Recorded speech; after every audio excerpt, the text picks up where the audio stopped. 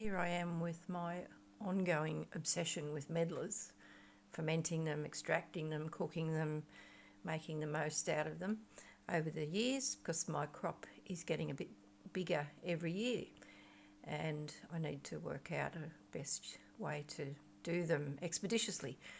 So my first year would be this one here, which I call a Medlar chili paste, which is delicious. That's a cooked version, and then vinegar mother added afterwards, and also the fairly commonplace activity of putting them into vodka, steeping them in that with honey as well. They definitely need the honey. I've tried it without, it's not as good. And last year I did the big bucket of mush. I've got a lot more than that. That's the Medlar vinegar, which was just uncooked, mushed, vinegar mother added. Not really completed with that yet. Now this year we're heading on to other ways of extracting. As you would with a lot of wines, you would macerate the fruit with some sugar, add some water, and it's been bubbling away for a little while now.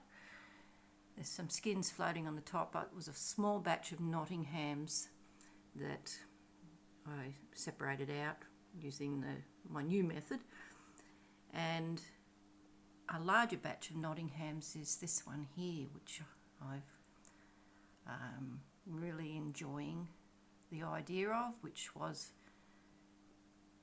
mushing them with a fork, adding some sugar, letting them stand for a little while,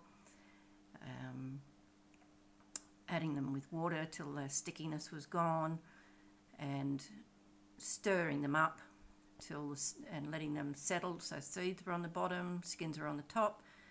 Now because I added water and I want a paste, I don't want an alcohol, I've got that here happening, and you can see that's fruit and liquid. So other than a steam extraction of the juice, which would be different, I must mention when I do any kind of fermenting, I never put a Camden pill in or pasteurize it other than the cooking process.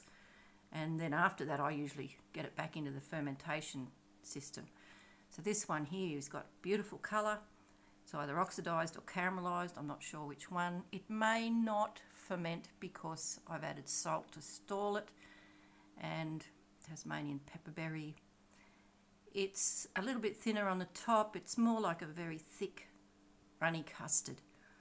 Tastes good, and after I'd separated out, the pot went back on the stove to reduce it back down. Took a fair while on the fuel stove, but I've got a lot more medlars to do yet, and this is some of the seeds that came from that. I could have been a bit more judicious with removing some of the flesh from around them, and I'll hopefully wash them off and maybe stratify them and grow them. Hope you're enjoying this journey. Got a little bit more to do. There should be enough fruit to do another few examples.